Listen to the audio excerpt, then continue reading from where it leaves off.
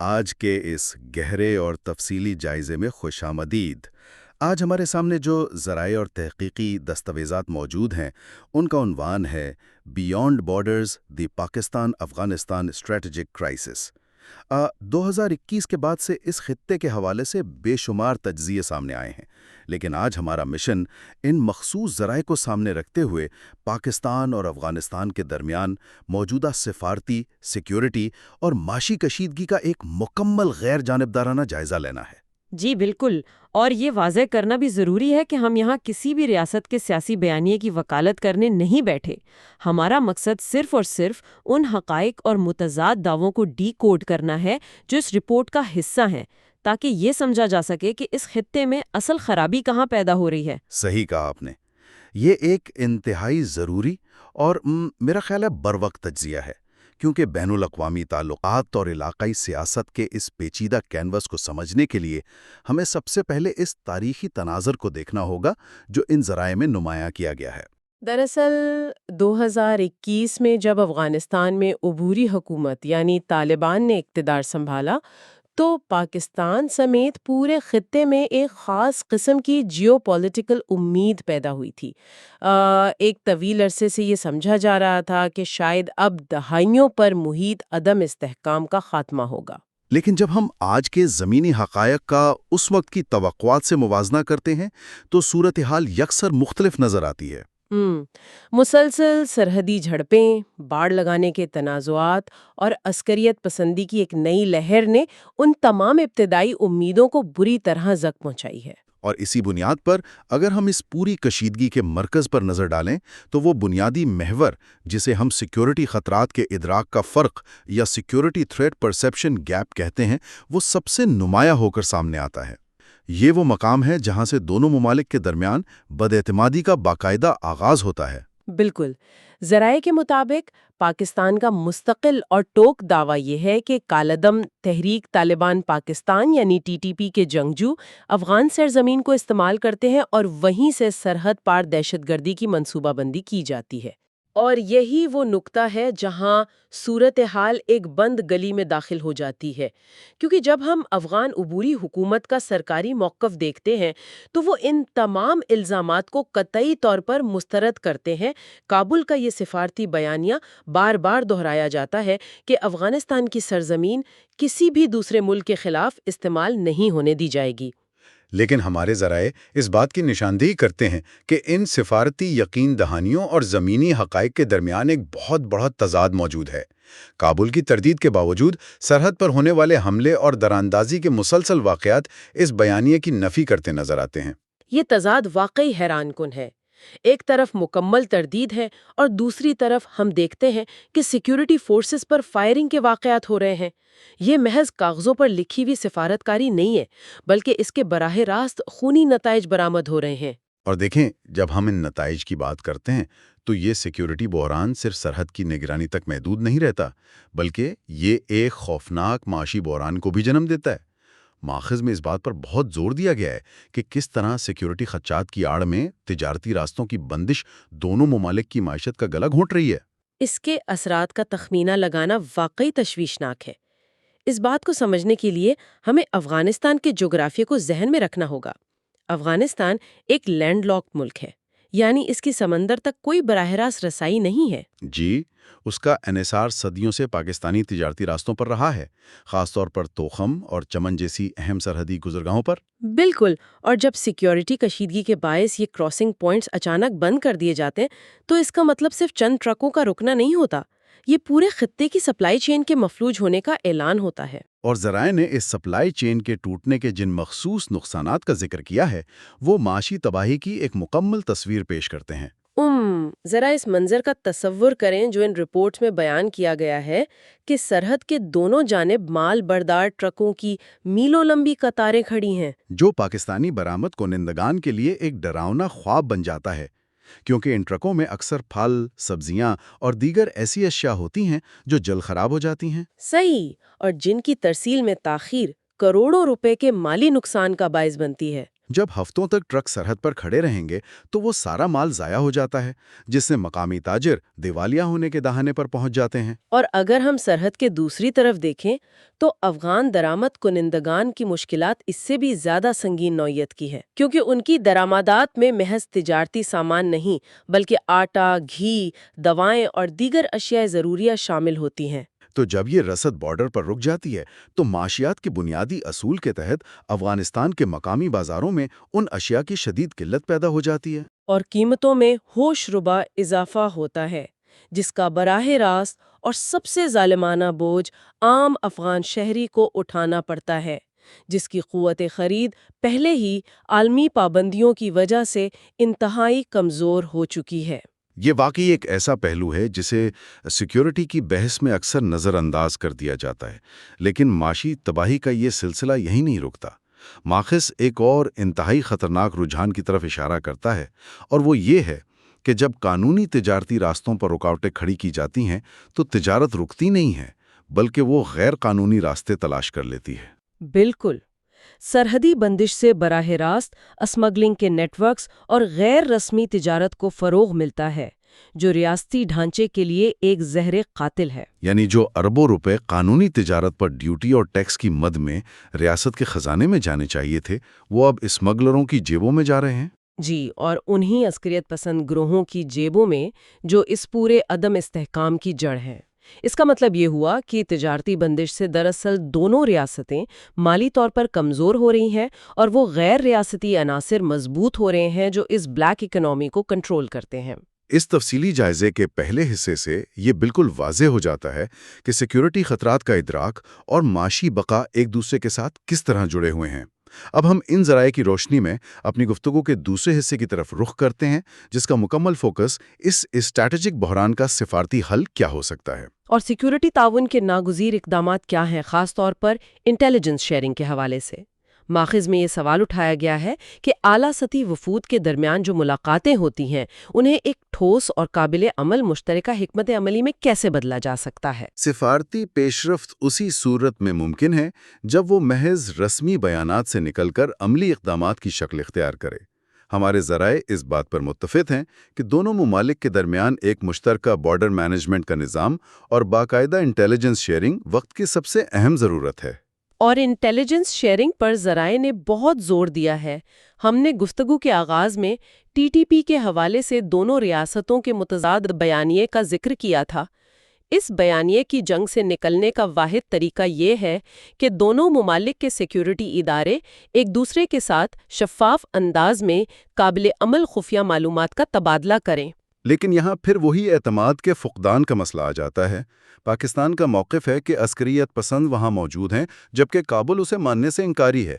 जब बुनियादी हक़ाइक़ पर ही इत्तफ़ाक़ ना हो तो इंटेलिजेंस का तबादला कैसे मुमकिन है?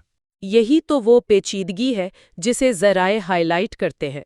जब तक काबुल और इस्लामाबाद के दरमियान ये इदारा जाती राब्ता बहाल नहीं होगा, सरहद पार कार्रवाइयों को रोकना नामुमकिन है। और अगर ये इंटेलिजेंस शेयरिंग ना हुई तो इस सिक्योरिटी खला का बराह रास्त और अखलौता फ़ायदा उन्हीं शिद्दत पसंद ग्रोहों को पहुंचेगा। वो इसी अदम एतमाद की फ़िज़ा में पनपते हैं और अपनी कार्रवाइयाँ जारी रखते हैं। ताहम सिक्योरिटी और तजारत के इन सख्तगीर मौज़ूआत से हटकर ज़राए में एक और हसास मसला ज़ेरे बहस लाया गया है जो तनाव की एक बड़ी वजह बन चुका है, और वो है अफ़गानी मुहाजिरीन का इंतज़ाम। मैं समझती हूँ कि अफ़गानी मुहाजिरीन का मसला इस पूरे बहरान का सबसे कसीरल जहती और जज्बाती पहलू है। इसे समझने के लिए हमें इसकी वुसअत को देखना होगा। पाकिस्तान ने गुज़श्ता 4 दहाइयों से लाखों अफ़गानी मुहाजिरीन की मेज़बानी की है। जी, बैनुल-अक़वामी सतह पर ये किसी भी मुल्क की जानिब से तवील तरीन और सबसे बड़ी मुहाजिर आबादी को पनाह देने की चंद नुमाया मिसालों में से एक है। लेकिन अब मौजूदा हालात में जब पाकिस्तान ने गैर कानूनी तौर पर मुकीम अफ़गान शहरियों की वापसी का सिलसिला शुरू किया है तो इसने एक नई बहस छेड़ दी है। बिल्कुल, और माखिज़ इस अमल को 2 मुख्तलिफ ज़ावियों से पेश करता है। एक तरफ पाकिस्तान के इंतहाई संगीन लॉजिस्टिक और सिक्योरिटी चैलेंजेस हैं, और दूसरी तरफ बैनुल-अक़वामी इदारों की जानिब से उठाए गए अखलाकी और इंसानी हुकूक के सवालात हैं। अगर हम पहले पाकिस्तान के ज़ाविये से बात करें तो ये बात समझना मुश्किल नहीं کہ اتنی بڑی تعداد میں غیر دستاویزی تارکین وطن کی موجودگی کسی بھی ریاست کے لیے ایک بہت بڑا بوجھ ہے، خاص طور پر ایک ایسے وقت میں جب پاکستان خود ایک انتہائی نازک معاشی صورتحال سے گزر رہا ہے۔ ان لاکھوں افراد کی رہائش، روزگار اور ان سے جڑے وسائل کا انتظام واقعی ایک ایسا لاجسٹک چیلنج ہے جس نے ریاست کی معاشی اور سیکیورٹی مشینری کو امتحان میں ڈالا ہوا ہے۔ حکومت کا یہ استدلال ہے کہ ان غیر قانونی مقیم افراد کی موجودگی امن و امان کے مسائل کا سبب بھی بن رہی ہے۔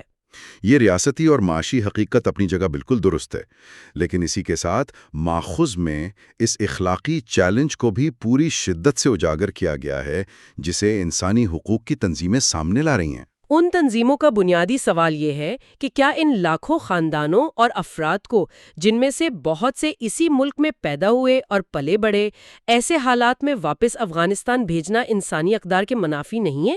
یاد رہے کہ ہم ایک ایسے افغانستان کی بات کر رہے ہیں جو اس وقت شدید ترین معاشی اور انسانی بحران کی لپیٹ میں ہے۔ وہاں صحت، تعلیم اور روزگار کے مواقع نہ ہونے کے برابر ہیں۔ اس لیے یہ خدشہ ظاہر کیا جا رہا ہے کہ یہ انخلا ایک نئے انسانی عالمیے کو جنم دے سکتا ہے، اور یہ وہ نقطہ ہے جو کابل اور اسلام آباد کے درمیان پہلے سے موجود بے اعتمادی کی خلیج کو مزید وسیع کر رہا ہے۔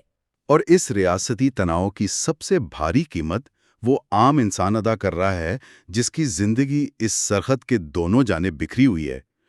ذرائع نے اس بحران کے معاشرتی اور خاندانی اثرات کی جو تفصیل دی ہے وہ انتہائی تکلیف دہ ہے۔ یہ کوئی عام سرحد نہیں ہے جہاں ایک طرف ایک قوم اور دوسری طرف دوسری قوم بستی ہو۔ یہاں تو وہ قبائل آباد ہیں جن کے خاندانی، سماجی اور ثقافتی رشتے اس ڈورنڈ لائن کے دونوں طرف صدیوں سے موجود ہیں۔ یہ مصنوعی سیاسی لکیریں لوگوں کے جذباتی اور سماجی رشتوں کو نہیں کاٹ سکتیں۔ جب سفارتی تعلقات خراب ہوتے ہیں اور سرحدیں بند کر دی جاتی ہیں تو ان مقامی خاندانوں کا نظام زندگی دھرم برہم ہو جاتا ہے۔ لوگ اپنے پیاروں کی شادی غمی میں شریک ہونے سے محروم ہو جاتے ہیں۔ لیکن بات صرف سماجی تقریبات تک محدود نہیں ہے۔ اس کا سب سے بھیانک چہرہ وہ طبی بحران ہے جو سرحدی بندش کے دوران پیدا ہوتا ہے۔ افغانستان کے سرحدی علاقوں میں رہنے والے ہزاروں مریضوں کا انحصار پشاور، کوئٹہ اور دیگر پاکستانی شہروں کے اسپتالوں پر ہوتا ہے۔ یہ بات ذرائع میں خصوصی طور پر بیان کی گئی ہے کہ جب سیاسی مقاصد کے لیے سرحد کو بند کیا جاتا ہے تو وہ مریض جنہیں فوری طبی امداد کی ضرورت ہوتی ہے وہ سرحد پر ہی پھنس کر رہ جاتے ہیں۔ کئی قیمتی جانیں صرف اس لیے ضائع ہو جاتی ہیں کہ انہیں بروقت ہسپتال تک رسائی نہیں مل سکی۔ اس کے علاوہ سرحد پار جا کر تعلیم حاصل کرنے والے طلباء کا تعلیمی حرج ہوتا ہے، اور وہ چھوٹے تاجر جن کا روزگار اس یومیہ آمد و رفت سے جڑا ہے وہ نان شبینہ کے محتاج ہو جاتے ہیں۔ یہ وہ خاموش انسانی بحران ہے جو مقامی سطح پر نہ صرف مایوسی پیدا کر رہا ہے بلکہ ریاستی پالیسیوں کے خلاف شدید بے چینی اور غصے کو بھی جنم دے رہا ہے۔ اور اگر ہم اس انسانی اور مقامی سطح سے کیمرہ تھوڑا زوم آؤٹ کریں اور اسٹریٹجک کینوس کو وسعت دیں تو ہمیں اندازہ ہوگا کہ یہ پاک افغان بحران صرف ان دو ممالک کا اندرونی یا دو طرفہ مسئلہ نہیں رہا۔ ذرائع نے اس سیگمنٹ کے آخر میں علاقائی اسٹیک ہولڈرز خاص طور پر چین اور ایران کے مفادات کا ایک بہت اہم تجزیہ پیش کیا ہے۔